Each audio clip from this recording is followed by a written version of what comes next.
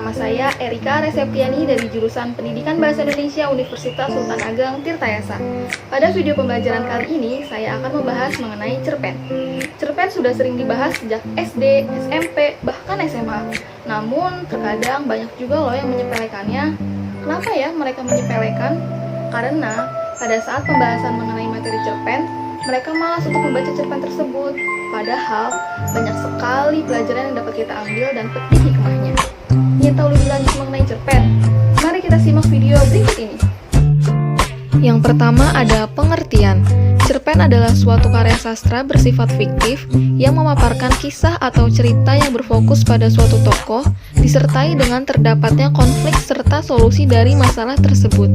Tentunya alur atau jalan cerita cerpen lebih pendek daripada novel, karena cerpen hanya memiliki jumlah kata tidak lebih dari 10.000 kata.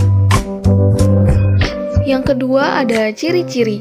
Ciri yang pertama yaitu cerita kebanyakan dibuat berdasarkan kisah yang terjadi dalam kehidupan sehari-hari. Yang kedua, cerita tidak mendeskripsikan tokoh secara detail, tetapi tetap dapat memberikan penggambaran sifat dari tokoh tersebut. Yang ketiga, cerita ditulis menggunakan kata-kata sederhana dan mudah dipahami oleh pembaca. Dan yang keempat, cerita dibuat dengan hanya menceritakan satu kejadian atau satu peristiwa saja. Yang ketiga ada struktur. Struktur cerpen terbagi menjadi 6, yaitu yang pertama ada abstrak. Abstrak memberikan gambaran awal yang berisi rangkuman atau intisari dari cerita. Yang kedua ada orientasi. Orientasi berhubungan dengan waktu, tempat, dan suasana di dalam cerita. Yang ketiga ada komplikasi. Komplikasi merupakan urutan kejadian yang dihubungkan secara sebab akibat. Yang keempat ada evaluasi. Di dalam evaluasi ini, konflik sudah mulai mendapatkan solusi dan penyelesaian serta menuju ke tahap akhir. Yang kelima ada resolusi. Resolusi berisi pengungkapan solusi terhadap masalah yang dialami tokoh dalam cerpen. Dan yang terakhir ada koda. Koda berisi nilai atau pelajaran yang dapat diambil dari cerpen tersebut. Yang keempat ada unsur. Unsur dalam cerpen terbagi menjadi 2, yaitu yang pertama ada unsur intrinsik.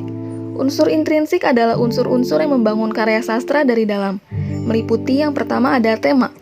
Tema merupakan pokok yang mendasari unsur cerita. Yang kedua ada alur. Alur merupakan susunan peristiwa yang membentuk cerita.